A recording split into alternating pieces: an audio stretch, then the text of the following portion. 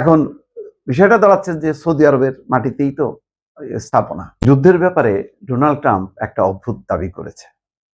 বলছে যে ইরান প্রতিবেশীদের কাছে আত্মসমর্পণ করেছে।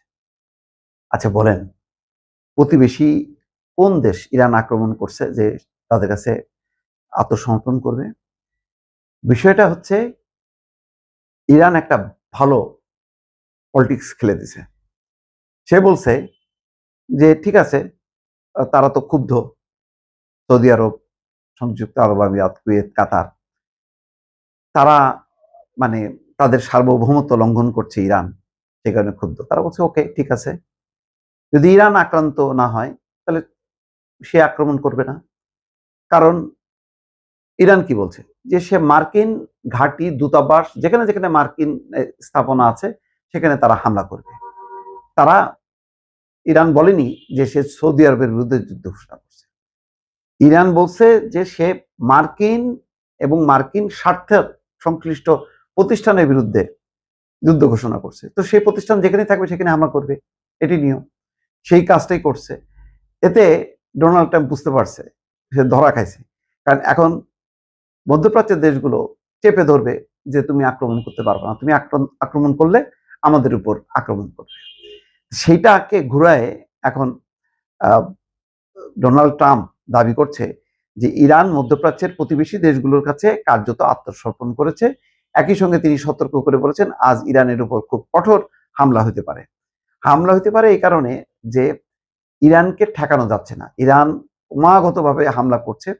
তাতে শুধু ইসরায়েল না, মধ্যপ্রাচ্যে যেখানে যেখানে মার্কিন ঘাঁটি আছে, যে ঘাঁটিগুলো দিয়ে ইরানকে সে আক্রমণ করছিল, সেই ঘাঁটিগুলো কার্যত অচল হয়ে যাচ্ছে। ট্রাম্প তার প্ল্যাটফর্ম আর কি, যোগাযোগ মাধ্যম ট্রুথ সোশ্যালে দেওয়া বার্তায় বলছে যে ইরান প্রতিবেশী দেশগুলোর কাছে ক্ষমা চেয়েছে এবং প্রতিশ্রুতি দিয়েছে যে তারা আর তাদের দিকে হামলা চালাবে না। তাই কি? বিষয়টা আমার মনে হয় না। ট্রাম্প দাবি করেন এই প্রতিশ্রুতি এসেছে কেবল যুক্তরাষ্ট্র এবং ইসরায়েলের নিরবিচ্ছিন্ন হামলার কারণে। মানে এটাও তাদের ক্রেডিট। আসলে মোটেও তা না, বরং ইরানের এই পলিটিক্সটা ভালো পলিটিক্স, যে সে সৌদি আরবে মার্কিন স্থাপনা আছে, সুতরাং সেখানে হামলা চালাচ্ছে। এখন বিষয়টা দাঁড়াচ্ছে যে সৌদি আরবের মাটিতেই তো স্থাপনা। তো সুতরাং সবাই এখন ঘুম হারাম করে ফেলছে যে ভাই ঠিক আছে, তোমার ওখানে আমি হামলা চালাবো না, তুমি আমেরিকাকে বলো ইরানে হামলা না চালাইতে। তিনি বলছেন ইরানের খারাপ আচরণ অব্যাহত থাকলে এমন কিছু এলাকা এবং গোষ্ঠীকেও লক্ষ্যবস্তু করা হতে পারে যেগুলো আগে হামলার তালিকায় ছিল না। ট্রাম্পের ভাষ্য, পূর্ণ ধ্বংস ও নিশ্চিত মৃত্যু বিষয়টি এখন গুরুতরভাবে বিবেচনায় রয়েছে। এগুলি হুমকি ধামকি মারতেছে। এর আগে মাসুদ পেজিশকিয়ান এক বার্তায় বলছে দেশটির অন্তর্বর্তী নেতৃত্ব পরিষদ প্রতিবেশী দেশগুলোর উপর হামলা বন্ধের সিদ্ধান্ত অনুমোদন করেছে, তবে শর্ত রাখা হয়েছে যদি ওই দেশগুলো থেকে ইরানের উপর হামলা না হয়। এটা পরিষ্কার। তো ওই দেশগুলো ছাড়া তো হামলা করবে কি করে? আমেরিকার থেকে তো ক্ষেপণাস্ত্র ছুড়ে ইরানকে আক্রান্ত করা যাবে না।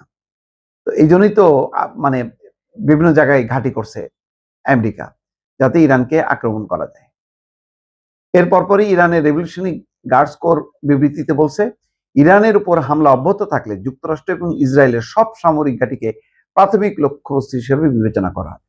তার পরপরই বলে দিছে যে তারা যখন এই ব্যাখ্যা দিচ্ছে যে আত্মসমর্পণ করছে, কোনো আত্মসমর্পণ না।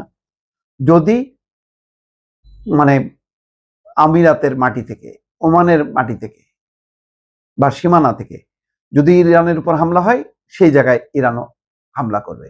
সেটা ওমানকে না, ওই ওমানে অবস্থিত মার্কিন স্থাপনা ঘাঁটি।